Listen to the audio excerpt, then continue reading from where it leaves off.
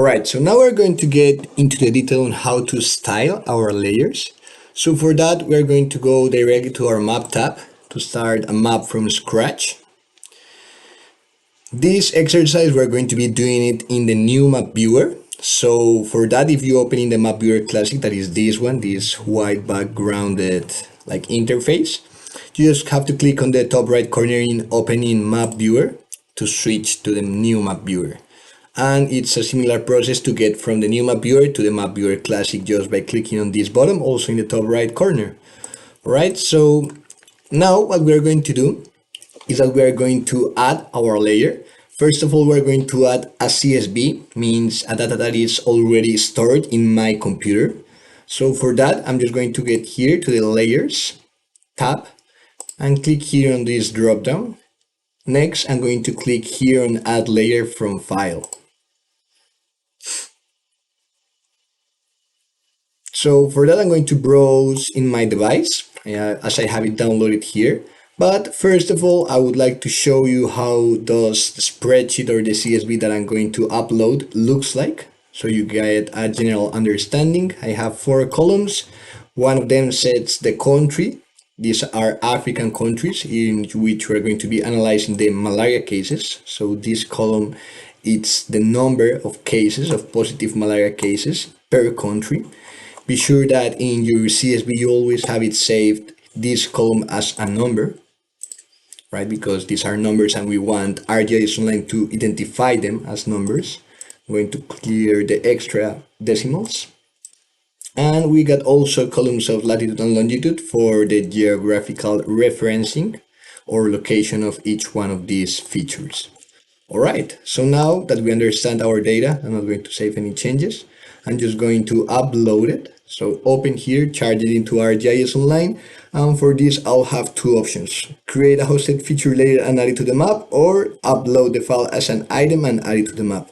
I'm going to select the first option, hosted feature layer, because in case if I want to share these results, if I want to do a further interaction with these elements, it's easier to have it already saved as a hosted feature layer in your ArcGIS Online content to then share it with anyone in your organization or outside it.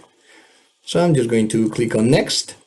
Now it's making a quick analysis to understand each one of the fields that we already checked. So just for double checking, we have the country, which is a string character, that's correct. Then we got the malaria cases, integers, and latitude and longitude, they are doubles, numeric values with decimals, right? Continuous data. So we're going to continue in next. And now it's asking me, all right, for the location settings, specify the type of location information the file contains. So I know I have latitude and longitude values, but I have other options such as addresses or places, MGRS coordinates, etc., etc. We're going to leave this one, latitude and longitude. And now it's asking me, okay, for latitude, which field you would like to choose. I have a field that is called latitude, so I'm going to select that one. And very similar with longitude. So just click on next. Now it's asking me the title of it. I'm just going to leave this default title. I can change it as well. Now the location of this, you can create a new folder, but I already created a malaria folder before, so I'm going to save it on that one. Assign some few categories. This is a learning activity, more specifically this is a map.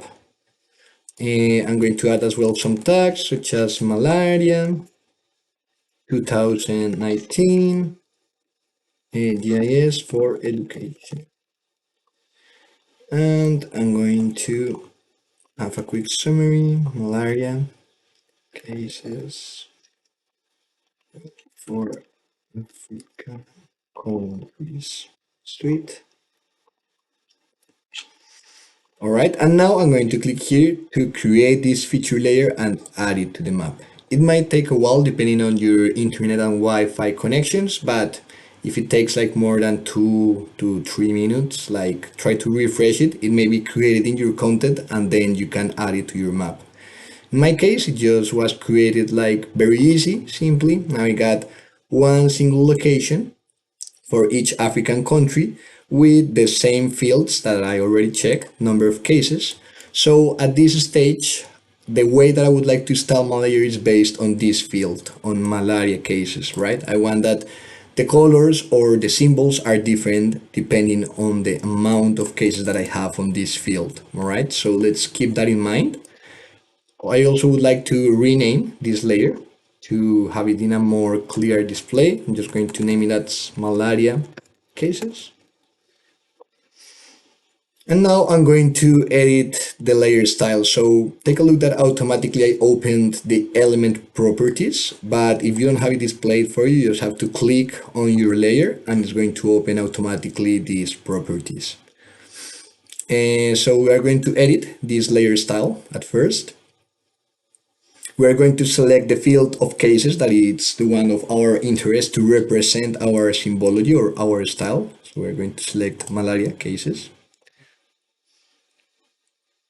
And now take a look that automatically it give me an option of symbology that it's called counts and amounts by sizes from high to low. I got different options that it's above or below, but for this case, high to low, we need just to set up this configuration because the nature of our data. So we're going to leave this one and then select a different style option. For this, I might find useful, first of all, to modify the size range because at this stage, the biggest circles are like overlapping like within entire countries and I don't want that in my map. So I'm going to go ahead and reduce this a little bit. So it's like clear.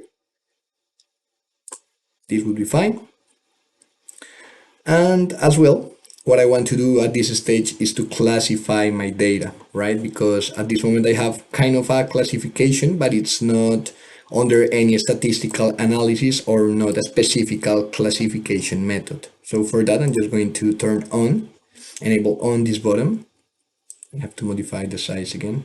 Sorry about that.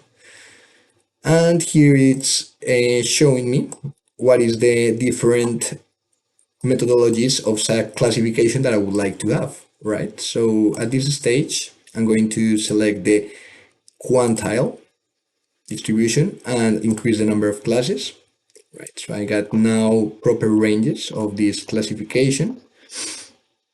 And as well, I can adjust these sizes and colors manually, one by one. What I'm going to do at this stage is to make a color classification or a color ramp known as a traffic light. So the red are going to be the more critical values and the green are going to be the best values, that is like in this case like 0 to 1 cases. So I'm going to click here on this specific range and I'm going to select a different field color. I'm going to put it here like on the red section and look up for this intense red. Then this orange is appropriate for this category, so I'm going to leave it. And now I'm going to change this one more to a yellowish, more of the midpoint between like red and green. Select the most intense yellow that I'm able to. This, that it's the best category would be like a dark green, right here. And this color right here might be a color like in the middle between the green and the yellow. So this, yeah, that looks good. And click on done and then done again to be sure that I'm saving my changes at this stage. All right, so now I have like a more appropriate symbology for the dynamic that I want to represent in my map. Now what I'm going to do is that I'm going to add a new layer, this time for the ArcGIS Online datasets. So for that, I'm going to click again here on the drop down for the add button and browse for layers. Remember that you have to filter here to look up for the content, not just in your content as is by default, but you also have to look up in ArcGIS Online, so you include all of these categories. If you are not sure what I'm talking about, go to previous tutorials and you would understand what is this lookup meaningful. So I'm going to select ArcGIS Online. And now I'm going to look for the population per area, per unit of area, so I can make a comparison between the malaria cases and that specific country population. So the name of that layer is called country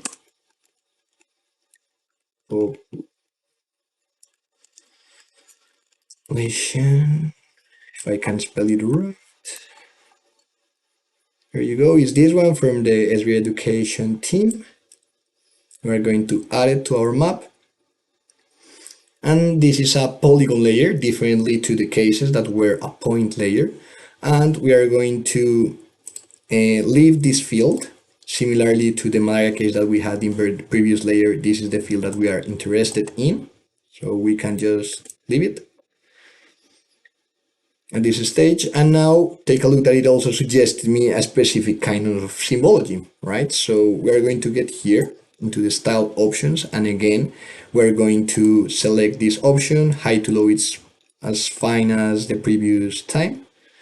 And now we're going also to classify our data in the same method that we did previously, that was quantile with 5 classes, to make it consistent along all our datasets. We're just going to click on done to save the changes. And now let's take a look here on the ordering of layers, because I would like that the malaria cases are above my country representation of population in the chloroplet map that I got here. And now I'm happy with my map, right? Because I have the malaria cases at this stage, and I also have the country population and density. I can also take a look here of my legend, right? Of how are these classes divided, the different intervals that I got within which, and I can like start establishing more deep relationships in my map. All right. So when I'm happy with my results and my symbology, I can go ahead and save my map, save it as if it's the first time. I'm going to select again my malaria folder. I'm going to say malaria cases and population, and just save it. All right, so hope this video is useful.